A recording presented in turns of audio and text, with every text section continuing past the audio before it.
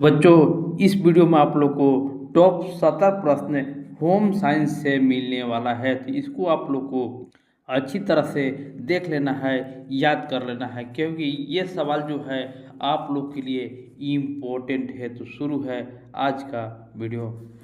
शरीर में चयापचय को नियंत्रण करने वाला ग्रंथि कौन सा है? तो शरीर में चयापचय को नियंत्रण करने वाला ग्रंथि जो होता है वो थायराइड ग्रंथि होता है। थायराइड ग्रंथि जो होता है थायरॉक्सिन नामक हार्मोन का स्राव करती है, जो शरीर में कार्बोहाइड्रेट, प्रोटीन और वसा का चयापचय को नियंत्रण करता है, जिससे वृद्धि के लिए सर्वोत्तम संतुलन प्रदान करता है। तो इसका आंसर होगा थायराइड ग्रंथि। टेस्टोस्टेरोन हार्मोन का उत्पादन किस ग्रंथि से होता है? टेस्टोस्टेरोन हार्मोन का उत्पादन किस ग्रंथि से होता है? तो ये जो होगा वृषण से टेस्टोस्टेरोन हार्मोन का उत्पादन होता है, क्योंकि वृषण जो होता है वह पुरुष प्रजनन अंग है जो टेस्टोस्टेरोन हार्मोन का उत्पादन करता है। सारा प्रश्न इम्पोर्टेंट है। शरीर के आकार और वृद्धि को कौन सा हार्मोन नियंत्रण करता है? देखिए, शरीर के आकार और वृद्धि को वृद्धि हार्मोन नियंत्रण करता है। निम्न में से कौन सा हार्मोन रक्तचाप को नियंत्रण करता है? कौन सा हार्मोन जो होता है जो रक्तचाप को नियंत्रित करता है? तो इसमें से एड्रेनालाइन जो है वो रक्तचाप को नियंत्रित करता है। मनुष्य में कितने जोड़ी गुणसूत्र होती है? मनुष्य में कितनी जोड़ी गुणसूत्र होती है? तो मनुष्य में 46 गुणसूत्र होती है, लेकिन जोड़ी लगेगा तो इसका आधा कर देना है। मनुष्य में 23 जोड़ी गुणसूत्र होती है। पुरुष के प्रजनन अंग कौन से हैं? पुरुष के प्रजनन अंग कौन से हैं? लिंग, वृषण, अंडकोश या इनमें से सभी? तो जहाँ भी ऑल ऑफ दीज दिखना है, ऑल ऑफ दीज इसका आंसर कर देना है, क्योंकि पुरुष का प्रजनन अंग जो होता है लिंग, जिसको पेनिस कहता है, ब्रेन स्टेरिस कहता है, और अंडकोश स्क्रोटम कहा जाता है, ये सभी पुरुष का प्रजनन अंग होता है। भ्रूण का रोपण होता है। भ्रूण का रोपण कहाँ होता है? तो भ्रूण का रोपण गर्भाशय में भ्रूण का रोपण होता है, जहाँ निषेचन आमतौर पर फैलेपियन ट्यूब में होता है और यह निषेचित होकर अंडा गर्भाशय की ओर बढ़ता है। वहीं पर भ्रूण का रोपण होता है। कौन सा हार्मोन गर्भावस्था को बनाए रखने में मदद करता है? कौन सा हार्मोन जो है गर्भावस्था को बनाए रखने में मदद करता है? तो इसका आंसर होगा प्रोजेस्टेरोन जो है हार्मोन गर्भावस्था को बनाए रखने में मदद करता है, क्योंकि यह गर्भाशय को निषेचित अंडे को आरोपण के लिए तैयार करता है और गर्भावस्था के दौरान इसे बनाए रखने के लिए महत्वपूर्ण भूमिका निभाता है। दूषित जल से कौन सा रोग होता है? तो दूषित जल से कौन सा रोग होता है? तो कमेंट बॉक्स में इसका आप लोग जवाब दे सकते हैं कि कौन सा जो रोग है वो दूषित जल से होता है। सर्दी, मधुमेह, तपेदिक या पीलिया? तो इसका जवाब होगा पीलिया। यहाँ पर अगर पीलिया नहीं रहता तो हैजा इस प्रश्न का आंसर हो जाता। इनमें से कौन सा प्लास्टिक से होने वाला प्रदूषण को कम करने में सबसे प्रभावी तरीका होता है? इनमें से कौन सा प्लास्टिक से होने वाला प्रदूषण को कम करने का सबसे प्रभावी तरीका होता है? तो कम उपयोग होगा। अगर कम उपयोग प्लास्टिक का होगा तो प्रदूषण भी कम होगा। यही प्रभावी तरीका है। स्मॉग का क्या कारण है? स्मॉग का क्या कारण है? तो स्मॉग का कारण धुएं और कोहरे का संयोजन स्मॉग का कारण है और यह वायु प्रदूषण का एक रूप भी है। निम्न से कौन गृह सज्जा का साधन है? कौन गृह सज्जा का साधन है? तो ऑल ऑफ दीज जहाँ देखिए आंसर आप लोग को कर देना है। फर्नीचर, पर्दे, सजावटी सामान सभी गृह सज्जा के साधन है। देखिए, मैंने जो ट्रिक बताया था उस पर इसका आप लोग को जवाब देना है कि खुले में शौच करने का क्या दुष्प्रभाव होता है। बीमारियों का प्रसार यानी बढ़ता है, पर्यावरण प्रदूषण, भूजल की का दूषित होना और इनमें से सभी। तो इसका जवाब आप लोग को देना है कमेंट बॉक्स में। अगर हमारा ट्रिक आप लोग समझ गए होंगे तो कमेंट बॉक्स में इसका जवाब आप लोग ज़रूर देंगे। किन रेखाओं से ऊंचाई का आभास होता है? किन रेखाओं से ऊंचाई का आभास होता है? तो देखिए, अगर खड़ा आप लोग सीढ़ी चढ़िएगा तो ऊंचाई का आभास आप लोग को ज़्यादा होगा, इसलिए यहाँ पर इनमें से सभी नहीं होगा।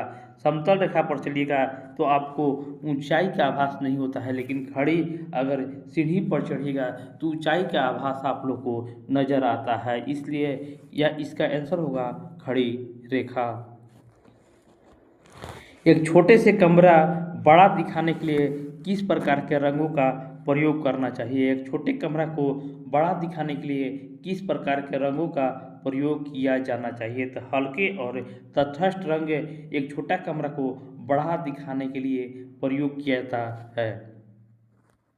रंग चक्र का विपरीत रंगों को कहा जाता है। रंग चक्र पर विपरीत रंगों को क्या कहा जाता है? तो रंग चक्र के विपरीत रंगों को पूरक रंग कहा जाता है। विटामिन के घुलनशील है। विटामिन के घुलनशील है वसा में या जल में? तो देखिए, विटामिन के जो है वो देखिए आप लोग को याद रखिएगा कि ADE, K ये चारों जो है वो वसा में घुलनशील है और B और C जो है वो जल में घुलनशील है।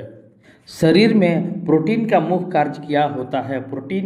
शरीर में प्रोटीन का मुख्य कार्य ऊतकों का निर्माण और मरम्मत करना शरीर में प्रोटीन का मुख्य कार्य होता है।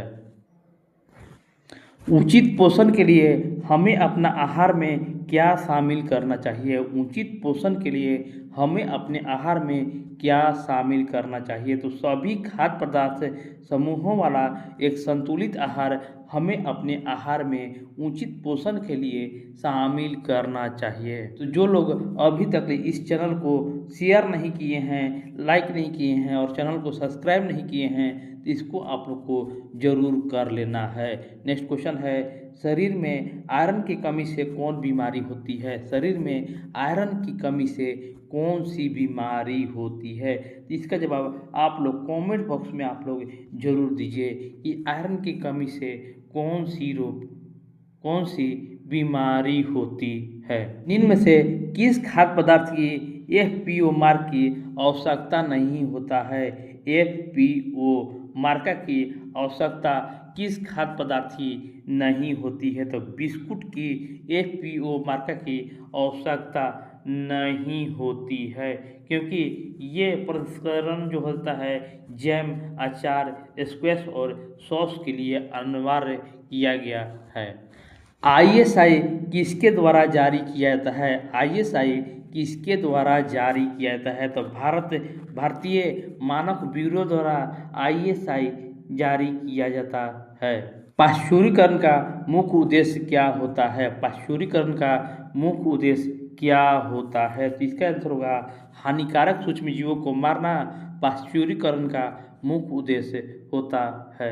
किण्वन की प्रक्रिया में कौन सा सूक्ष्मजीव परिरक्षक के रूप में कार्य करता है? किण्वन की प्रक्रिया में कौन से सूक्ष्मजीव परिरक्षक के रूप में कार्य करता है? तो लैक्टिक एसिड और बैक्टीरिया जो होता है किण्वन के रूप में परिरक्षक के रूप में कार्य करता है। खाद्य संरक्षण के लिए फ्रिज का तापमान कितना होना चाहिए? खाद्य संरक्षण के लिए फ्रिज का तापमान 4 डिग्री सेंटीग्रेड होना चाहिए। तो इसको आप लोग को याद रखना है कि खाद्य संरक्षण के लिए फ्रिज का तापमान 4 डिग्री सेंटीग्रेड होना चाहिए। भोजन में बाल, धूल या धातु के टुकड़े की उपस्थिति किस प्रकार का संदूषण है? भोजन में अगर बाल है, धूल है या धातु के टुकड़ा की उपस्थिति है तो ये किस प्रकार का संदूषण है? तो ये भौतिक संदूषण है। कच्चे मांस और सब्जियों के लिए अलग अलग कटिंग बोर्ड का उपयोग क्यों किया जाता है? कच्चे मांस और सब्जियों के लिए अलग अलग कटिंग बोर्ड का उपयोग क्यों किया जाता है? तो क्रॉस संदूषण को रोकने के लिए अलग अलग कटिंग बोर्ड का इस्तेमाल किया जाता है। भोजन को छूने से पहले हाथ कैसे धोना चाहिए? भोजन को छूने से पहले हाथ कैसे धोना चाहिए? तो साबुन और पानी दोनों से हाथ धोने चाहिए, क्योंकि भोजन को छूने से पहले हाथों को साबुन और पानी से अच्छी तरह से धोना चाहिए, ताकि रोगाणु और गंदगी हट जाए। रसोई घर में निम्न में से किसकी सफाई प्रतिदिन करना आवश्यक नहीं है? तो बर्तन, फर्श, स्लैब, खिड़की और दरवाज़ा। तो प्रतिदिन के बात होगा तो प्रतिदिन खिड़की और दरवाज़ा की सफाई नहीं किया जाता है, जबकि रसोई घर में बर्तन, फर्श और स्लैब प्रतिदिन सफाई करना आवश्यक होता है, जबकि खिड़की और वो नियमित इसकी सफाई होती है। निम्न में से कौन खाद्य पदार्थ का सड़ने का बाह्य कारक है? सड़ने का बाह्य कारक है तो अनुचित भंडारण जो है वो सड़ने का बाह्य कारक है। अगर एक ही स्थान पर बहुत ज़्यादा मात्रा में खाद्य पदार्थ को इकट्ठा कर दिया जाए, अनुचित भंडारण कर दिया जाए, तो वो उसमें सड़ने का प्रक्रिया चालू हो जाता है। निम्न में से कौन भोजन का मनोवैज्ञानिक कार्य है? कौन भोजन का मनोवैज्ञानिक कार्य है? तो संतुष्टि प्रदान करना भोजन का मनोवैज्ञानिक कार्य है। भोजन का मनोवैज्ञानिक कार्य संतुष्टि प्रदान करना होता है। स्वस्थ रखना और ऊर्जा प्रदान करना भोजन को शारीरिक कार्य है।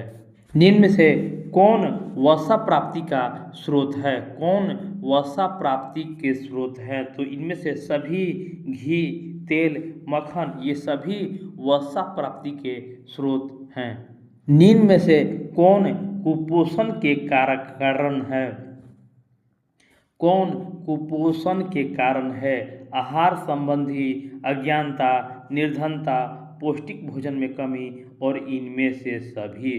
तो जहाँ भी इनमें से सभी देखिए आप लोग को 99% सही होगा। निम्न में से कौन आहार आयोजन को प्रभावित करने वाला कारक है? आयु, आर्थिक स्थिति, शारीरिक गतिविधि, इनमें से सभी। तो जहाँ भी इनमें से सभी देखिए आप लोग को टिक जरूर कर देना है। इसका जवाब आप लोग को खुद देना है। प्रसव के बाद महिलाओं के लिए व्यायाम करना क्यों लाभ होता है? प्रसव के बाद महिलाओं के लिए व्यायाम करना क्यों लाभ होता है? वजन कम करने के लिए, ऊर्जा में वृद्धि करने के लिए, मांसपेशियां मजबूत करने के लिए और इनमें से सभी। तो इसका जवाब आप हमारे कमेंट बॉक्स में ज़रूर कीजिएगा। प्रसव के बाद किस तरह का भोजन करने से बचना चाहिए? प्रसव के बाद किस तरह के भोजन करने से बचना चाहिए? तो तला भोजन और मसालेदार भोजन प्रसव के बाद इस तरह के भोजन करने से बचना चाहिए। नवजात शिशु के लिए सबसे महत्वपूर्ण पोषण स्रोत क्या होता है? नवजात शिशु के लिए सबसे महत्वपूर्ण पोषण स्रोत क्या होता है? तो माँ के दूध पोषण के लिए सबसे महत्वपूर्ण स्रोत होता है।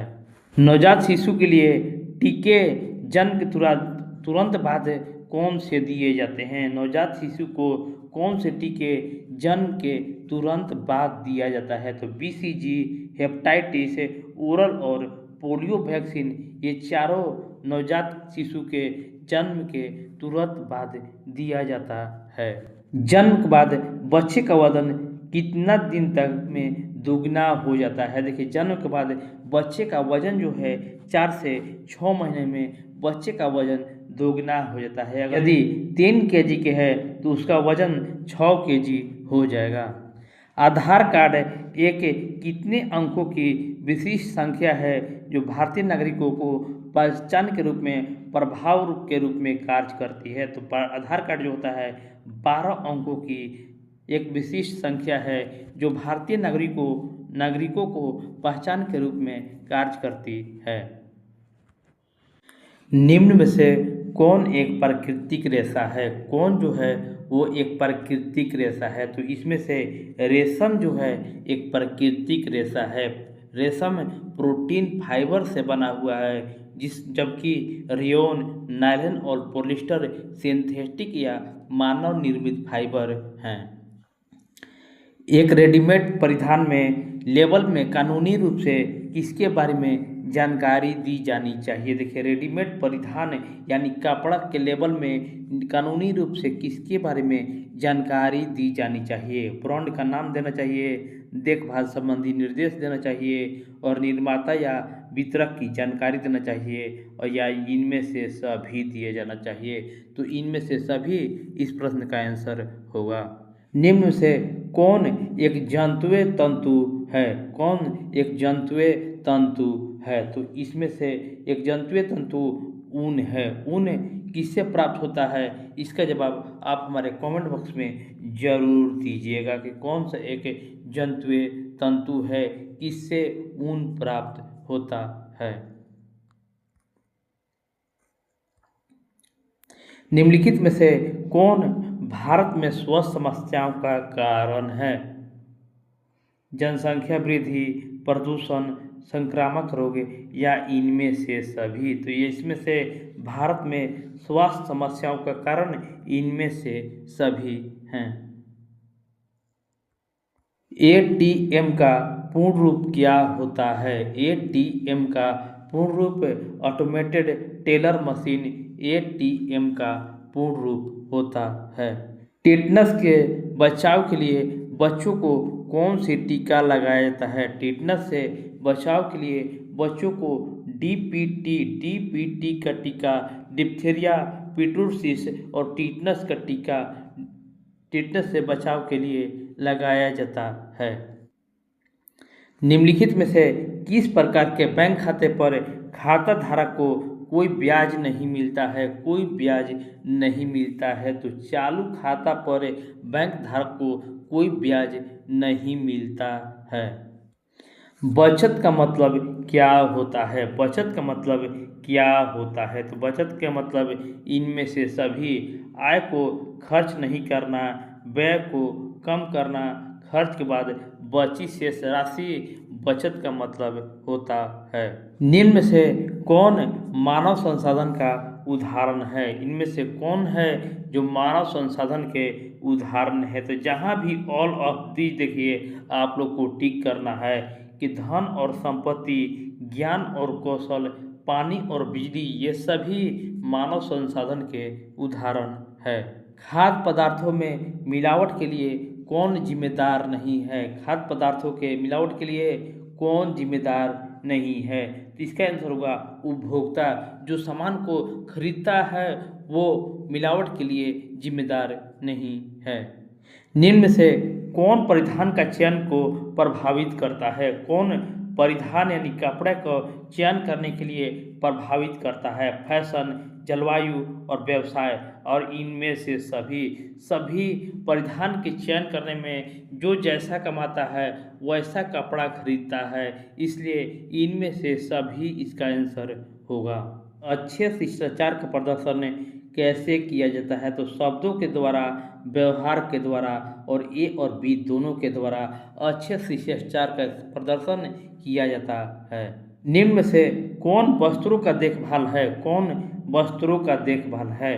धोना, इस्त्री करना, मरम्मत करना या इनमें से सभी? तो इसका जवाब कमेंट बॉक्स में आप लोग को देना है। किस प्रकार के डिटर्जेंट का उपयोग रेशमी कपड़े के लिए करनी चाहिए? किस प्रकार के डिटर्जेंट का उपयोग रेशमी कपड़ा के लिए करना चाहिए? तो हल्का तरंग डिटर्जेंट रेशमी कपड़ों के लिए करना चाहिए। फलों के रस के दाग को हटाने के लिए सबसे पहले क्या करना चाहिए? फलों के रस के दाग को हटाने के लिए सबसे पहले ठंडे पानी से धोना चाहिए। सभी प्रश्न को वन लाइनर बताया जा रहा है, तो इसको आप लोग को शेयर जरूर करना है, लाइक करना है और चैनल को भी सब्सक्राइब करते रहना है। कपड़े को ड्राई क्लीन क्यों किया जाता है? कपड़े को ड्राई क्लीन क्यों किया जाता है? तो नाजुक कपड़ों को सुरक्षित रखने के लिए कपड़े को ड्राई क्लीन करना पड़ता है। कपड़ा धोने के लिए कठोर जल का उपयोग करने से क्या समस्या होती है? कपड़ा धोने के लिए कठोर जल का उपयोग करने से क्या समस्या होती है? तो साबुन का झाग नहीं बनता है कठोर जल में। धुलाई से पहले कपड़े का लेवल को जांच करना क्यों महत्वपूर्ण होता है? धुलाई से पहले कपड़े का लेवल जांच करने का क्या महत्वपूर्ण होता है? तो सही धुलाई विधि और तापमान जानने के लिए धुलाई से पहले कपड़े का लेवल जांच कर लेना चाहिए। इनमें से किसका उपयोग कपड़ों से कीड़ों को दूर रखने के लिए किया जा सकता है? इनमें से किसका उपयोग कपड़ों से कीड़े को दूर रखने के लिए किया जा सकता है? तो सूखी नीम की पत्तियां, अखबार का स्याही, नेफ्थलीन की गोलियां और इनमें से सभी इस प्रश्न का सही जवाब होगा। बिहार का प्रसिद्ध शिल्प क्या है? बिहार का प्रसिद्ध शिल्प क्या है? तो इनमें से सभी जो हैं वो बिहार के शिल्प हैं। मधुबनी पेंटिंग, सुजानी कढ़ाई, सिक्की घास शिल्प, ये सभी बिहार के प्रसिद्ध शिल्प हैं। बिहार के अलावा भारत का कौन अन्य राज्य एप्पली कार्य के लिए जाना जाता है? तो बिहार के अलावा भारत का अन्य जो राज्य है वो उड़ीसा है। उड़ीसा राज्य पहले अपने पारंपरिक एप्पली कार्य के लिए प्रसिद्ध है। निम्न में से किसके द्वारा असीमित खरीदारी की जा सकती है? किसके द्वारा असीमित खरीदारी की जाती है? तो देखिए, क्रेडिट कार्ड से असीमित खरीदारी की जा सकती है। एक गर्भवती स्त्री को कैसे वस्त्र पहननी चाहिए? एक गर्भवती स्त्री को कैसे वस्त्र पहनने चाहिए? तो ढीले वस्त्र गर्भवती स्त्री को पहनना चाहिए।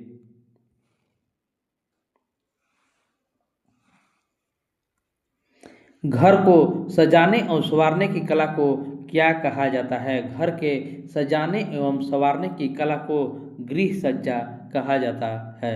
खेल परिधान का मुख्य गुणवत्ता क्या होनी चाहिए? खेल परिधान का मुख्य गुणवत्ता क्या होना चाहिए? तो हल्का होता है, हवादार होता है, नमी सोखने वाला होता है। इनमें से सभी इस प्रश्न का आंसर होगा। प्रसवोपरांत देखभाल क्यों आवश्यक होता है? माताओं के लिए, शिशुओं के लिए, ए और बी दोनों के लिए, इनमें से कोई नहीं। तो प्रसवोपरांत जो होता है माता के लिए और शिशु के लिए दोनों का देखभाल आवश्यक होता है। शहरी क्षेत्र में इनमें से कौन सी गतिविधि दंडनीय है? शहरी क्षेत्र में इनमें से कौन सी गतिविधि दंडनीय है? तो सार्वजनिक स्थान पर धूम्रपान करना। स्वच्छता के किस कार्य में जल की अधिकतम आवश्यकता होती है? स्वच्छता के किस कार्य में जल की अधिकतम आवश्यकता होती है? तो कपड़े को धुलाई करना स्वच्छता के कार्य में अधिकतम जल की आवश्यकता पड़ती है।